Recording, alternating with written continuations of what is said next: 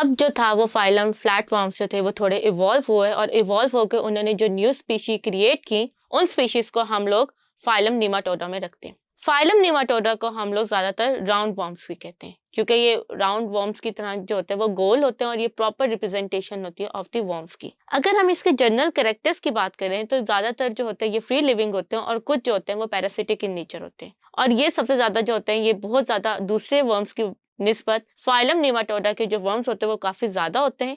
ये सॉइल्स के अंदर रहते हैं, रूट्स के अंदर रहते हैं, एनिमल्स की बॉडी के अंदर भी रहते हैं।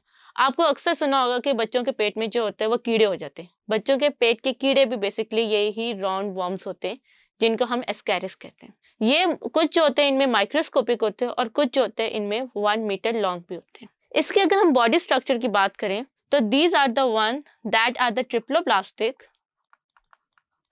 और सीडोसिलोमेट्स थे। इनकी जो बॉडी होती है वो यहाँ से टैपर होती है, यानी कि जो किनारे होते हैं माउथ और एनस जो होते हैं ये टैपर्ड होते हैं, यानी कि ये चोंच की तरह का स्ट्रक्चर जो है ये क्रिएट कर देते हैं। फिर इनकी बॉडी के अंदर जो था ये इनका इंटेस्टाइन जो है ये प्रॉपर इंटेस्टाइन है, जिसके अंदर माउथ से स्टार्ट होते हैं, एनस पे क्रिएट होती है। और ये पहले ऑर्गेनिजम्स थे जिनके डाइजेस्टिव सिस्टम में मैकेनिकल डाइजेशन, केमिकल डाइजेशन और फीसिस का प्रोसेस जो था वो क्रिएट होता था। फिर इनके पास जो मसल्स होते हैं, इनके मसल्स जो होते हैं वो 4 लेयर्स में डिवाइडेड होते हैं। 4 लॉन्गिट्यूडनल मसल्स होते हैं, जिसमें से 2 जो होते हैं वो डॉर्सल होते हैं और 2 जो होते हैं वो वेंट्रल होते हैं। यानी फॉर एग्जांपल अगर ये एक राउंड वर्म है तो 2 जो होंगे वो इसके इस तरह से प्रेजेंट होंगे और फिर उनमें गैप आएगा, फिर 2 होंगे और 2 जो होंगे वो इस तरह से प्रेजेंट होंगे और फिर वो फर्दर जो है वो 2 इस तरह क्वेरी करेंगे। इनके अंदर क्योंकि कोई भी सर्कुलर मसल्स नहीं होते, that's why they can't move या क्रॉल लाइक द वर्म्स।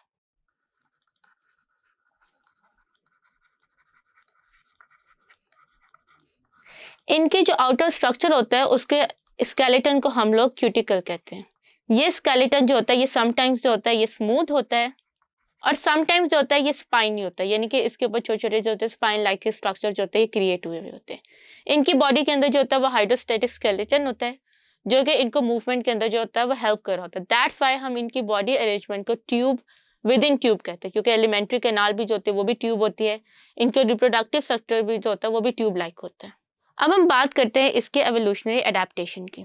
इसके एवोल्यूशनरी अडेप्टेशन के अंदर जो डाइजेस्टिव सिस्टम था वो कंप्लीट था। अगेन ये पहला ऑर्गेनिज्म था जिसके अंदर डाइजेशन सिस्टम के अंदर जो था वो फीसिस प्रोडक्शन और फूड की जो थी वो केमिकल एंड मैकेनिकल डाइजेशन हो रही थी।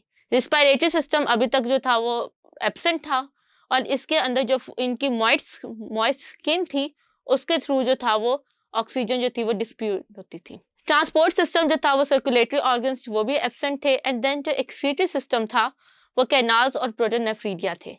दैट्स वाई इनकी बॉडी के अंदर जो था वो इजीली ऑस्मो रेगुलेशन हो रही थी और इसी ऑस्मो रेगुलेशन ने इनको जो था वो हेल्प किया कि वो फ्रेश वाटर और लैंड पे सर्वाइव कर सके। इनका नर्वस सिस्टम जो था वो एक रिंग की फॉर्म में एक नर्व टिश्यू और गैंग्लिया क्रिएट करता है, जो कि आपके माउथ रीजन के पास होते हैं। फिर अगर हम इसकी इंपॉर्टेंस की बात करें तो इसके अंदर जो होता है ये आपके बॉडी के अंदर सर्टेन पैरासाइट्स जो है वो क्रिएट करते हैं, जिसमें एस्कैरिस जिन्हें हम पेट के कीड़े कहते हैं, देन पिन वर्म जो कि आपके इंटेस्टाइन के अंदर होते हैं। फिर ये बॉडी के अंदर जो होता है ये फ्री लिविंग होता है और अपनी फूड जो होते हैं ये उसी से ऑब्टेन कर रहे होते हैं।